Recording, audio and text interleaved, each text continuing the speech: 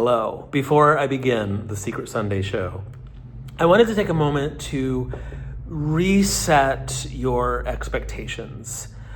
This is not my new content. This isn't content at all. It might be easy to watch this and be like, wait, this isn't as funny as Auto-Tune 90s. I know, this is a totally different thing. This is slower. This is not social media, and I'm not trying to make it social media. I know we're now all in this era where it's like swipe, swipe, swipe, swipe. And really nothing can be satisfied in that context. This is a really different kind of thing. And I've already said, I know it's not for everyone. It's okay if it's not for you. But if you would just take a conscious moment and just watch this with an open heart and an open mind and let it be what it is. That's all. Here we go. Welcome to the Secret Sunday show, the first little experiment I'm doing for you guys. This is just on my phone, obviously, and I'm here in my brand new studio in Cincinnati, Ohio. Here we go. Episode number 1 of the Secret Sunday show. The Secret Sunday show. I am so overwhelmed and excited about the response I got last week for the first little experimental Secret Sunday with a video. And I thought I would just go ahead and make it a little more formal with the Secret Sunday show. And who knows what this will become. I'm just having fun with you guys. But I really appreciate so many of you tuning in and responding. In a few minutes here, I'm going to listen through a few of the audio messages that you guys left me about things you would bring back from the past, from the 80s or 90s. A lot of you left me little messages, so we'll listen through some of those in just a moment. But I am, the sun is blasting through the window here. I am here in my studio space. This is Shamala Hamala. A lot of you have probably seen it. I've got a lovely little storefront in the Over the Rhine neighborhood of Cincinnati. I also live in this neighborhood. I moved here just over a year ago. I have a long history in this neighborhood. And then I got this beautiful little historic studio space about five and a half months ago. So I have some long-term plans for myself in this space. Some of you might know that I'm a photographer, and I'm like an old school photographer. If you remember these guys, I'm gonna install a dark room in the back and spend my creative time in here making old school photographs. And I'll share those with you eventually. But I've been on the road like crazy for 5 years. It's been the most unbelievable experience. I'm so grateful. Many of you have come out to see my shows. It's been a wild, wild, unexpected time in my life. But I don't want to do it forever. And what I do want to do forever is just be a quiet little artist. And that's why I've set myself up in this space here, just a couple blocks away from my home. I love this neighborhood so much. In fact, maybe if I have time today or next week, I'll give you a little walking tour of Over the Rhine. It's a beautiful neighborhood. Anyway, let's dive into some of the messages you guys sent me. And here we go. There are like 75 of these, so I don't know how many we'll get through. I've not played most of these. We're going to hear them for the first time at the same time. Here we go. These are things you would bring back from the 90s or the 80s or just from the past, if you could. So here we go. Hi, Kevin. It's Dan. Something that I would really like to bring back from the past is Blockbusters.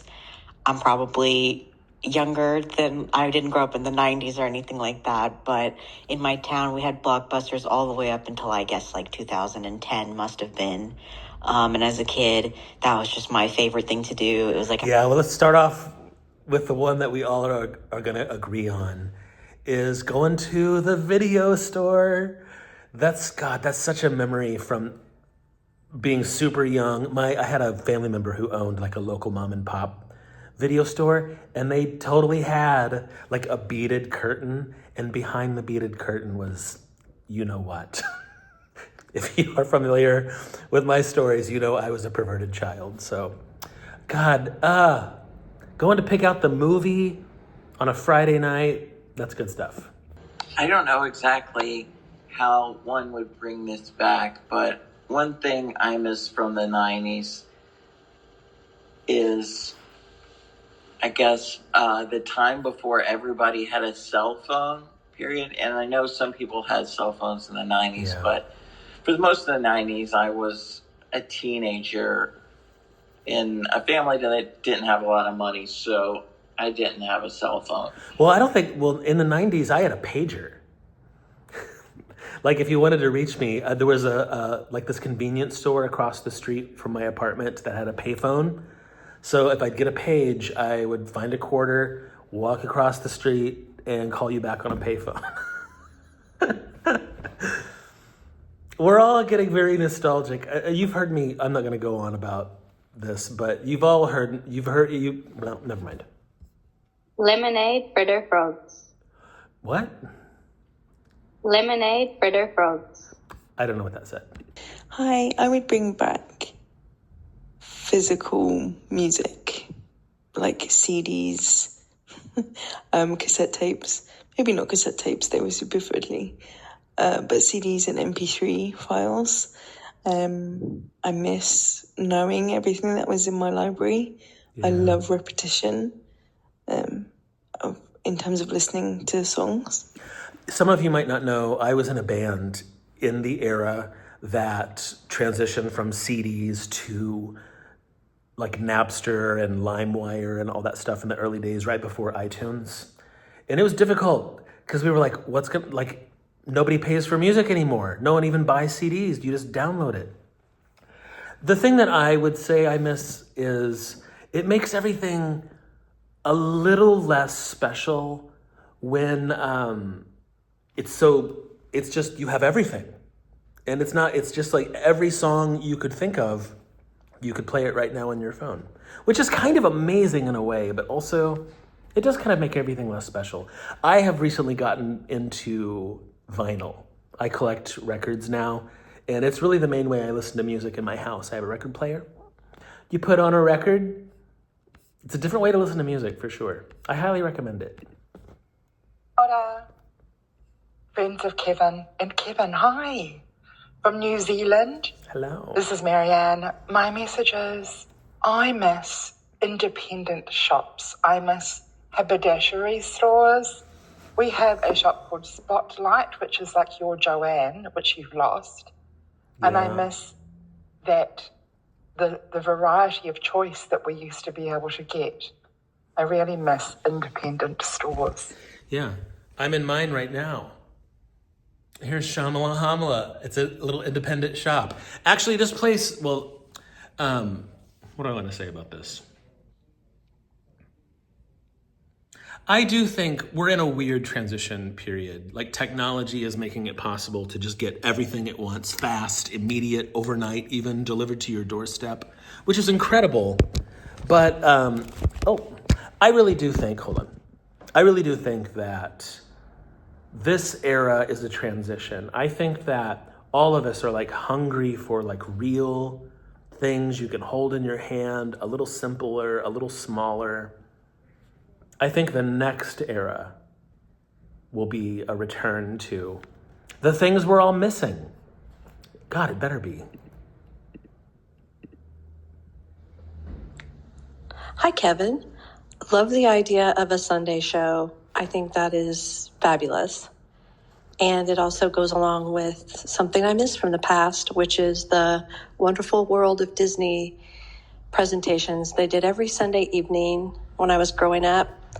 I miss that feeling of comfort and family gathering, which was a wonderful way to end the weekend.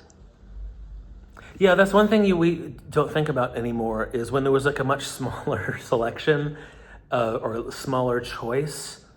Like I remember we would watch Wizard of Oz when it came on the television once a year until we eventually got the VHS tape. I think my sister recorded it off the television and then we watched it over and over again. But there were a lot of things like that, like Christmas programming that came on like once a year. And so like everyone in the whole country was kind of watching the same thing at the same time. That doesn't happen anymore. You can watch whatever you want, whenever you want. Amazing and not amazing at the same time. That's the running theme here, I think. Do you remember going to the bank and pulling up to the drive-through and signing my check and the deposit slip and putting it in that metal UFO canister thing and having it vacuum delivered back to the teller in the window. Now, that still exists. You can still do that. When I was a kid, I loved that thing. The little vacuum tube at the bank. But that's no need to reminisce. You can drive to a bank right now and do that. Hi, Kevin. My name is Nikki, and I would love to bring back from the 90s the mall culture. Yeah. Going to the mall being a socially acceptable way to meet other people. Yeah. You know what? I'm sorry I'm stopping some of these kind of early. Once I get the gist of what you're saying. Because there's so many, I would just want to get through as many as I can. So don't think I'm being rude. I'm just like, we got it. I have this weird habit of going to malls now, and I love a dead mall. I don't know what it is. There's something so nostalgic. I love it. I'm on the road a lot to do shows, and if I have an afternoon free, especially if it's like too hot outside and I want to just get out and walk, but it's like, steamy outside, I'll go find a mall. It can be an active mall as well. But if I find a mall like where most of the stores are shut and there's like weird overhead music playing, it's so I don't know what it is, but I love it. There's a mall like that in my hometown called Washington Square Mall, and I don't even know why it's still open, because there's literally almost no stores open in it, but they've kept it up. They keep it open for people to walk in, and there's a couple doctors' offices in there. It's so nostalgic. I love malls. I still love malls. Unashamedly, I love malls. My name is Adam McLean. I would bring back Saturday morning cartoons. I loved that every week as a kid and teenager and adult. And I mean, I get it, like streaming is the way it is now. And you can kind of technically curate your own Saturday morning cartoons, but there's just something so awesome about that programming block, I still think. Yeah, that's, again, the running theme here. You can, like you said, you can still do this. You could still get up on Saturday morning and just like look up precisely everything that you'd like to watch. It was just simpler. I think it was, here's my overall thought on this. It was just simpler on our brains. Like, if there was not unlimited choice, you just got up and you had a couple of choices. When your world is a little smaller, it's more manageable for your mental health, I think. Hi, Kevin and friends. This is Chris from Charleston, South Carolina, and I'm a latter-day Gen Xer born in 1976. And I've been reminiscing about the process of finding new music back in the day. A lot of times you would discover your new favorite song by hearing it on the radio, and then you would have to run over to the phone in the kitchen with a piece of paper and a pencil and call the DJ and say, "What was that song?" And then he'd tell you what it was. And then the next few times you would be listening to the radio, you would have a blank tape in your tape deck on standby so that when he started talking and you heard the opening strains of the song, you could hit record.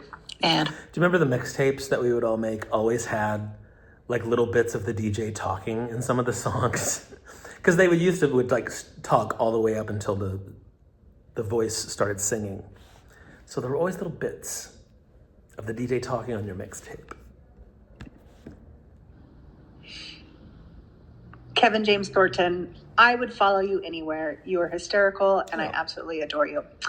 I would bring back Blockbuster Video. I absolutely loved Blockbuster Video. I loved going there and perusing the aisles. I loved picking up 3 or 4 movies that I knew I wasn't going to get to watch in the 1 to 2, maybe 3 days that I had them. You know what I just remembered about the video store? Do you remember if you lost the tape, it was like $100 or something? Do you remember the cost of those tapes? Back then, it was like, I don't remember the exact price, but I remember it's like, if you lose this tape, you have to buy it, and it's $100 or something. For that time, it was like, what? Why is this so expensive? Did any of you ever have to pay $100 for the missing tape? I never lost a tape. They scared us. I bet none of us lost the tape because they threatened us with $100. Oh. Here's what I would want to bring back from the 80s, from the 90s. Those physical items that we gave up for convenience. Things like concert tickets, movie tickets, things that we can hold in our hands, that we can put in a scrapbook, stick in a shoebox, and pull out months, years later and reminisce and remember the time, the fun that we had going to that event. Mm-hmm. Those things have been... That's important to me too. And actually, tell me if how long you could listen to this, because I've only maybe gotten through about 15 of these, but I don't want to make today's episode too long, but you tell me, could you watch this for a lot longer? The thing I was thinking of when that caller mentioned is, I'll just show you right here on my desk right now. This is my little light board to look at film negatives.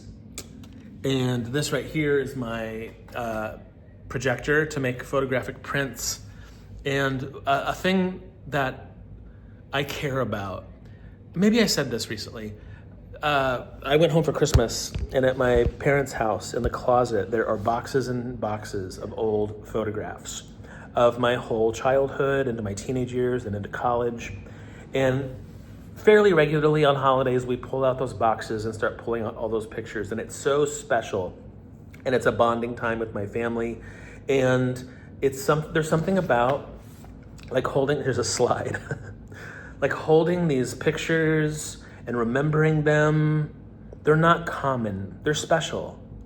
And I feel like I guess this whole thing has been one big nostalgic old people fest, but I feel like it's up to us to preserve some of this stuff. I think it's kind of unfortunate that nobody has the shoebox of pictures anymore.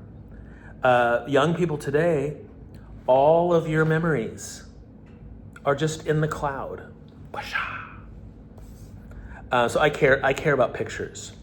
I love the old printing process. I geek out on it. Not that anyone has to do this, but I would love to inspire people to keep photo albums.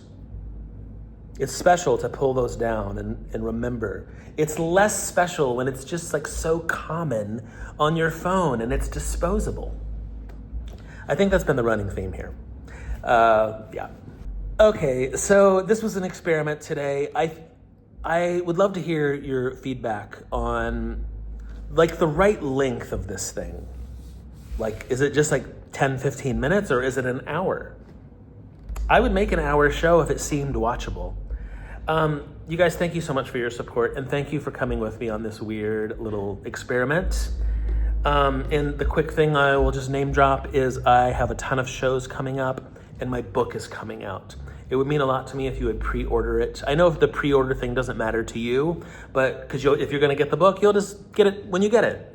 But for me, it does matter. Those pre-order numbers are what the companies use to gauge how successful the book is. So it could be potentially, really, I want to write a second book, and for that to happen, my pre-order numbers have to be big. So if you have it within your means in your life to pre-order my book, you can get it from your local bookstore. You don't have to buy it from a big company. You can also.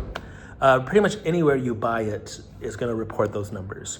And then also, my show this year is a brand new show. You've never seen it before. I'm gonna be in Phoenix in a couple weeks, Cincinnati here at Memorial Hall with Beth Stelling, Birmingham, Alabama, lots of shows coming up, and all of the details are on my website, kevinjamesthornton.com. So thank you guys for hanging out.